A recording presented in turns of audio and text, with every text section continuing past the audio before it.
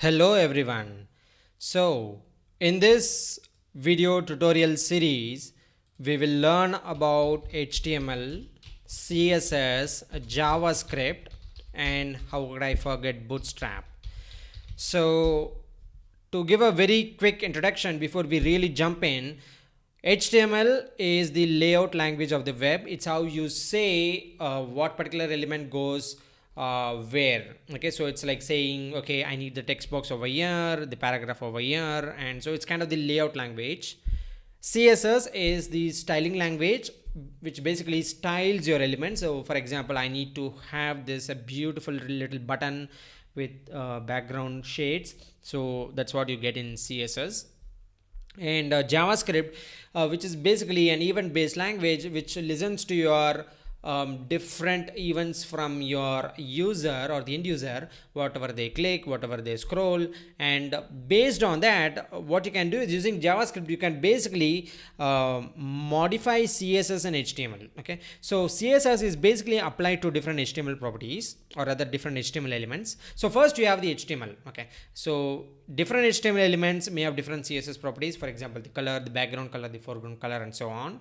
And using JavaScript, based on different user inputs, you can basically grab these different HTML elements and change their CSS properties, giving an illumination of a real-time web app.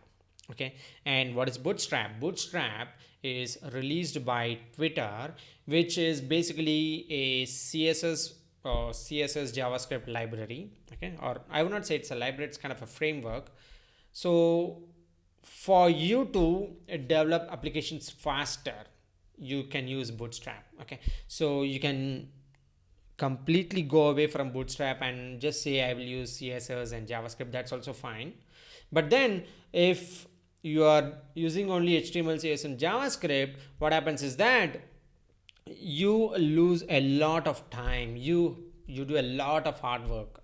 I mean, you do a lot of repeated things to get the same stuff online. Okay, but if you're using Bootstrap, many of those things are probably encapsulated in different Bootstrap classes, so that if you just use a class, you will get the same effect that would have otherwise taken you probably 1 hour, 2 hours or so.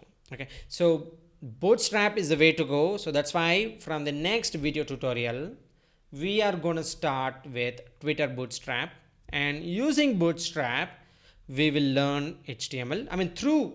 When you are creating an app using Bootstrap, we will be learning HTML, we will be learning CSS, and then after we have created considerable amount of projects using Bootstrap, what I will do is I will jump back to plain vanilla JavaScript without using any framework, like for example jQuery or Angular or anything.